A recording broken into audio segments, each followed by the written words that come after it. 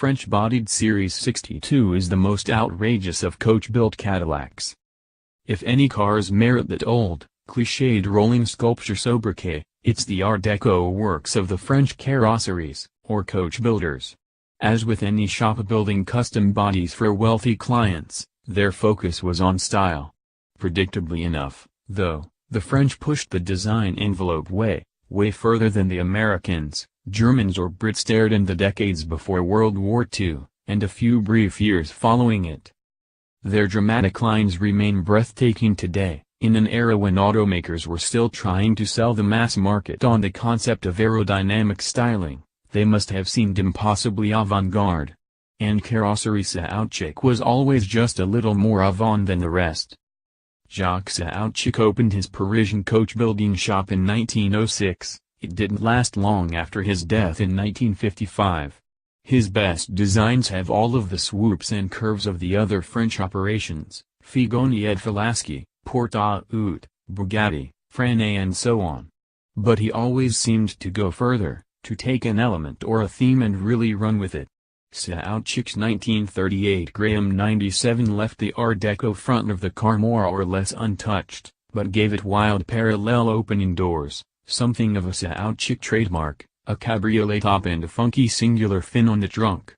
A 1949 WWII 175S by the coach builder had a snout. His Hispano-Suiza H6C Dubonnet Streamliner seems more like a diesel punk comic book fantasy than something actually built and driven in 1938. Then there are the Saoutchik Cadillacs. The car is packed with extraordinary details, like the purple speedometer. Photo by Darren Schnabel courtesy of RM Sotheby's. Somewhere, tucked away beneath a dust cover in a remote garage in El Segundo, California, is likely one of history's greatest forgotten racing cars. Designed by the man who created the Daytona. Saoutchik did a 1930 Cadillac V16, but that must have been before the absinthe really kicked in. Aside from its full-length sunroof, it's a fairly subtle job. Not so this 1948 Series 62 Cabriolet. Perhaps sensing that the coach-building age was winding down in the years following World War II, and hungry for American money, Saoutchik stepped away from Delahaye's for a bit and worked up two cars on Series 62 chassis. Both are very flamboyant, and both are very purple. One had a three-position convertible top and elaborate lavender canework painted on the doors. This car, built for New York furrier Louis Ritter, who also ordered a Saoutchik Talbot for good measure, is darker and, at least in my opinion, more dramatic. It's been on my mind for years now. I can still recall seeing this car for the first time, probably at the Meadowbrook Concours d'Elegance, when I was just a kid. I was blown away by the design's daring, especially compared to the grand but stern pre-war American classics displayed nearby.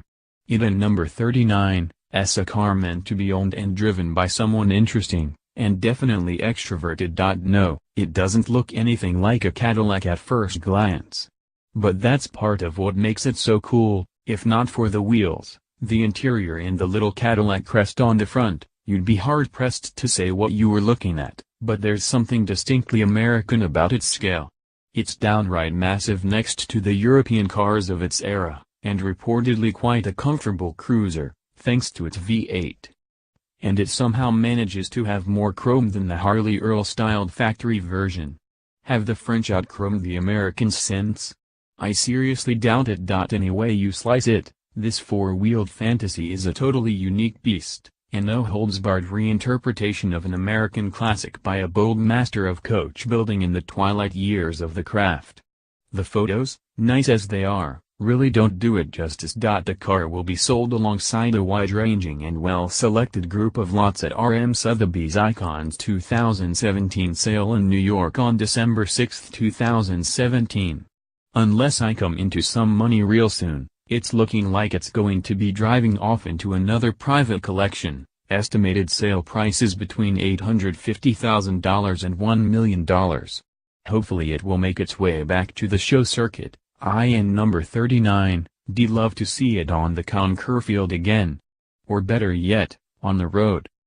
Unlike some convertibles, this Cadillac looks great with its top up, too. Photo by Darren Schnabel courtesy of RM Sotheby's. Graham Kozik.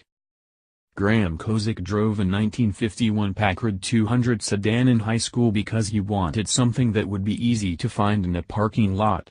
He thinks all the things they're doing with fuel injection and seatbelts these days are pretty nifty too.